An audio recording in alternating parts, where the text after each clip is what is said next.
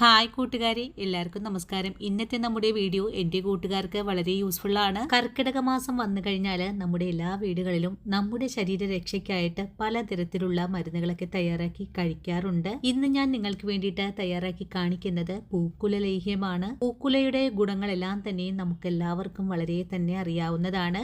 പണ്ടുകാലം മുതലേ പ്രസവശേഷം വീടുകളിൽ ഇതുപോലൊരു പൂക്കുല ലേഹ്യം അമ്മമാര് തയ്യാറാക്കി കൊടുക്കാറുണ്ട്. ഗർഭാശയ ശുദ്ധി വരുത്തുന്നതിനായിട്ടും അതുപോലെ തന്നെ ശരീരവേദന, കാലുവേദന, കൈവേദന, നടുവേദന ഇങ്ങനെയുള്ള ശരീരവേദനയ്ക്ക് എല്ലാ തരത്തിലും ഗുണകരമാകുന്ന ഒന്നാണ് പൂക്കുല ലേഹ്യം. ഈ ഒരു ലേഹ്യം നമുക്കെല്ലാവർക്കും ഒരുപോലെ തന്നെ കഴിക്കാൻ പറ്റിയ ഒന്നാണ്. പ്രമേഹവും കൊളസ്ട്രോളും ഒക്കെ വളരെ തന്നെ കുറയ്ക്കാൻ സഹായിക്കുന്നുണ്ട്. പറഞ്ഞാൽ തീരാത്ത അത്രയും ഗുണങ്ങളുള്ള ഈ ഒരു ലേഹ്യം നിങ്ങൾ എല്ലാവരും തയ്യാറാക്കി കഴിച്ചോളൂ. ഇന്ന് ഞാൻ നിങ്ങൾക്ക് വേണ്ടിയിട്ട് കാണിച്ചു തരുന്ന ഈ ഒരു ലേഹ്യക്കൂട്ട് പൂർവികരായിട്ട് തന്നെ എനിക്ക് പറഞ്ഞു തന്നിട്ടുള്ളതാണ്. എൻ്റെ വീട്ടിൽ എൻ്റെ അമ്മൂമ്മ പണ്ട് കാലത്തൊക്കെ ഇതുപോലുള്ള മരുന്നുകളൊക്കെ വീട്ടിൽ തയ്യാറാക്കി കൊടുക്കുമായിരുന്നു. ആ ഒരു അറിവാണ് ഇന്ന് ഞാൻ നിങ്ങൾക്ക് വീഡിയോ രൂപത്തിൽ കാണിച്ചു തരുന്നത്. അപ്പോൾ ഇന്നത്തെ നമ്മുടെ വീഡിയോ നിങ്ങൾക്ക് എല്ലാവർക്കും വളരെ യൂസ്ഫുൾ ആണ്. കടകളിൽ നിന്നും വാങ്ങുന്ന ലേഹ്യം എന്നൊക്കെ പറയുമ്പോൾ നിങ്ങൾ വിചാരിക്കും ഒരുപാട് ബുദ്ധിമുട്ടാണ് ഇതൊക്കെ തയ്യാറാക്കി എടുക്കാനായിട്ടു എന്ന്. നമ്മുടെ വീടുകളിൽ നമ്മൾ തയ്യാറാക്കുമ്പോൾ നമ്മുടെ വീട്ടിലുള്ള ചേരുവകളൊക്കെ കൊണ്ട് തന്നെയാണ് നമ്മൾ ഈ ലേഹ്യം തയ്യാറാക്കി എടുക്കുന്നതും. യാതൊരുവിധ പാർശ്വഫലങ്ങളും ഇല്ലാത്ത നല്ലൊരു ലേഹ്യമാണ്. എല്ലാവരും തയ്യാറാക്കി കഴിക്കണേ. നമ്മുടെ ശരീരാരോഗ്യം സംരക്ഷിക്കേണ്ട ചുമതല നമ്മൾക്ക് തന്നെയാണ്. അപ്പോൾ ഇതുപോലുള്ള ലേഹ്യമൊക്കെ തയ്യാറാക്കി കഴിച്ച് നമ്മുടെ ശരീരം നന്നാക്കാനും നമ്മൾക്കുണ്ടാകുന്ന അസുഖങ്ങളൊക്കെ ചെറുക്കാനും നിങ്ങളെല്ലാവരും തയ്യാറാക്കി നോക്കണം. അപ്പോൾ എങ്ങനെയാണ് വളരെ എളുപ്പത്തിൽ പൂക്കുല ലേഹ്യം തയ്യാറാക്കി എടുക്കുന്നതെന്ന് നമുക്ക് വീഡിയോയിൽ കണ്ടു നോക്കാം. ഇനി നമുക്ക് പൂക്കുല ലേഹ്യം തയ്യാറാക്കാൻ തുടങ്ങാം. ഇതിനായിട്ട് 400 ഗ്രാം അളവിലാണ് പൂക്കുല കഴുകി വൃത്തിയാക്കി എടുത്ത് വെച്ചിട്ടുള്ളത്. ഇനി നമുക്ക് ഈ പൂക്കുലയെ ഒരു കുക്കറിലേക്ക് മാറ്റിയിട്ട് നല്ലതുപോലെ ഒന്ന് വേവിച്ചെടുക്കണം. കുക്കറിലേക്ക് പൂക്കുല മാറ്റിയിട്ടുണ്ട്. ഇനി ഇതിലേക്ക് വെന്തു വരാൻ ആവശ്യമായ 2 പാല് ചേർത്താണ് ഞാനിവിടെ പൂക്കുലയെ വേവിച്ചെടുക്കാൻ പോകുന്നത്. ഞാനിവിടെ 2 കപ്പ് അളവിലാണ് 2 പാൽ എടുത്തിട്ടുള്ളത്. ഇതിൽ നിന്നും പകുതി ഭാഗത്തോളം ഞാനിവിടെ ഒഴിച്ചു കൊടുത്തിട്ടുണ്ട്. ബാക്കിയുള്ള തേങ്ങാപ്പാല് നമുക്കൊന്ന് മാറ്റിയും കൂടെ വെക്കാം. നമുക്ക് ഈ പാല് അരച്ചെടുക്കുന്ന സമയത്ത് ആവശ്യമായിട്ട് വരും. ഒരു 5 വിസിൽ കൊണ്ടാണ് പൂക്കുല നമുക്ക് വേവിച്ചെടുക്കേണ്ടത്. അതിനുശേഷം നമുക്ക് ഇതിലേക്ക് ആവശ്യമായ മരുന്നൊന്ന് പൊടിച്ചെടുക്കാം. ഇനി ഒരു പ്ലേറ്റ് എടുത്ത് വെച്ചിട്ട് ഇതിലേക്ക് 1/2 സ്പൂൺ അളവില് ഉലുവയാണ് ആദ്യം എടുത്തിട്ടുള്ളത്. ഉലുവയുടെ കൂടെ തന്നെ 1/2 സ്പൂൺ അളവില് കുരുമുളക് കൂടി എടുക്കണം.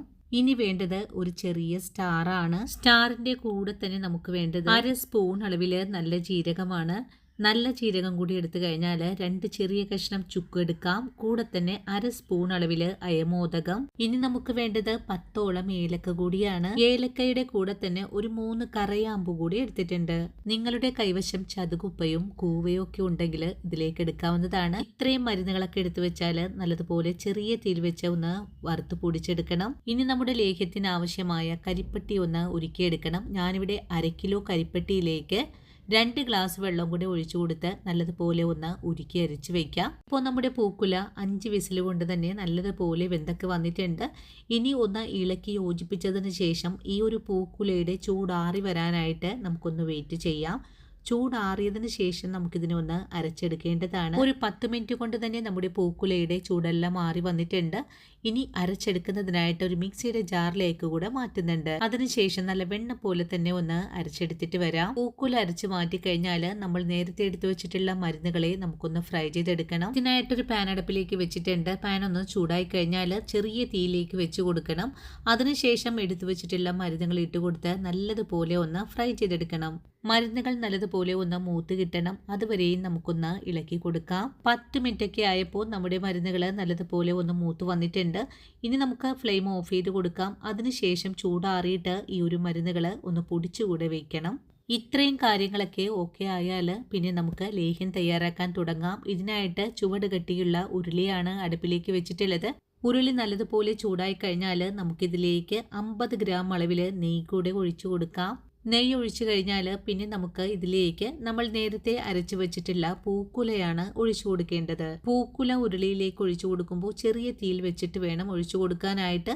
ഇനി നമുക്കിതിനെ നല്ലതുപോലെ ഒരു 2 മിനിറ്റ് നേരം ഒന്ന് വഴറ്റിയും കൂടി എടുക്കാം. 2 മിനിറ്റ് നേരം നെയ്യിലിട്ട് കൊടുത്ത് ഒന്ന് വഴറ്റി കഴിഞ്ഞാൽ നല്ലവണ്ണം ഇതിലെ വെള്ളമയൊക്കെ ഒന്ന് വറ്റി കിട്ടും. ഇനി ഇതിലേക്ക് നമ്മൾ നേരത്തെ ഉരുക്കി വെച്ചിട്ടുള്ള കരിപ്പട്ടി ഒന്ന് അരിച്ചൊഴിക്കണം. നമ്മളിവിടെ എടുത്തിട്ടുള്ള 500 ഗ്രാം അളവിലുള്ള കരിപ്പട്ടിയിൽ നിന്നും ഒരു 150 ഗ്രാം അളവിൽ ഞാനിവിടെ മാറ്റി വയ്ക്കുന്നുണ്ട്.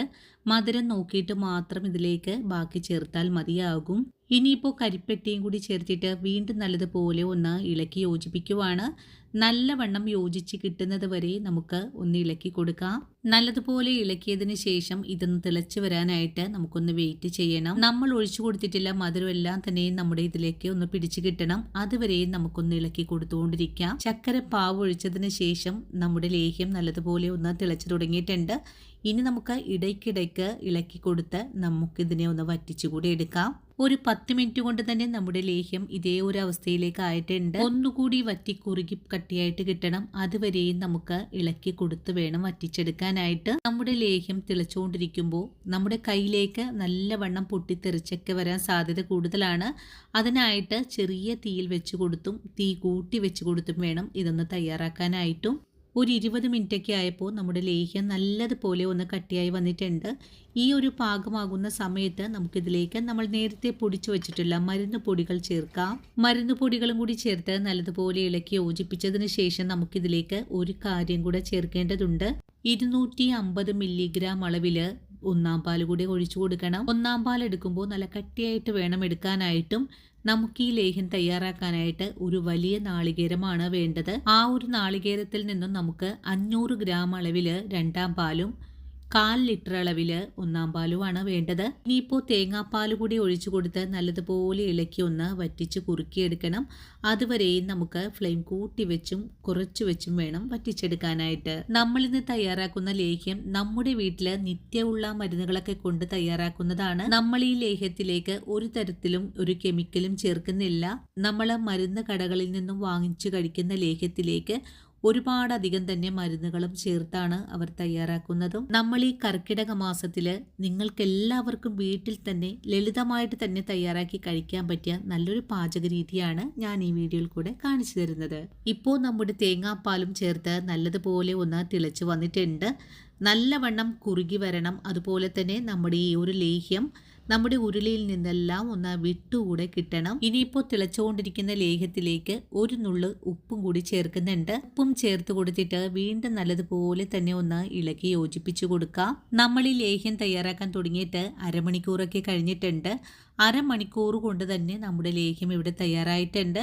ഇതുപോലെ കട്ടിയായിട്ട് വരുന്ന സമയത്ത് നമുക്കിതിലേക്ക് 1 സ്പൂൺ അളവിൽ കൂടെ നെയ്യ് ചേർത്ത് കൊടുക്കാം. നെയ്യ് ഒഴിച്ചു കൊടുത്തിട്ട് നമ്മുടെ ലേഹ്യം നല്ല പോലെ തന്നെ ഒന്ന് കട്ടിയായി തുടങ്ങിയിട്ടുണ്ട്. കട്ടിയായി വരുന്ന സമയത്ത് നമ്മൾ ഇളക്കിയിരുന്ന തവി മാറ്റിയതിന് ശേഷം ഇതുപോലൊരു സ്പാച്ചുല കൊണ്ട് വേണം ഇളക്കി കൊടുക്കാനായിട്ട്. ഇനി ചട്ടിയുടെ അരികു ഭാഗത്തേക്കൊക്കെ തെറിക്കുന്ന ഈ ഒരു ലേഹ്യം എല്ലാം തന്നെയും വടിച്ചു കൂട്ടി നമുക്കിതിലേക്ക് തന്നെ ഇട്ട് കൊടുത്ത് നല്ലവണ്ണം ഒന്ന് വറ്റിച്ചെടുക്കാം. അതിനുശേഷം നമുക്ക് ഈ സ്പാച്ചുല വെച്ചിട്ട് ലേഹ്യത്തിന്റെ നടുഭാഗത്തു കൂടെ ഇതുപോലെ ഒന്ന് ഇളക്കി കൊടുക്കുമ്പോൾ നല്ല സ്മൂത്തായിട്ട് തന്നെ വിട്ടു വരുവാണെങ്കിൽ നമ്മുടെ ലേഹ്യം ഇവിടെ തയ്യാറായി എന്നാണ് അർത്ഥം. ഇവിടെ ഉരുളിയിൽ നിന്നും ലേഹ്യം നല്ല വിട്ടു നിൽക്കുന്ന പാകത്തിലേക്കായി വന്നിട്ടുണ്ട്.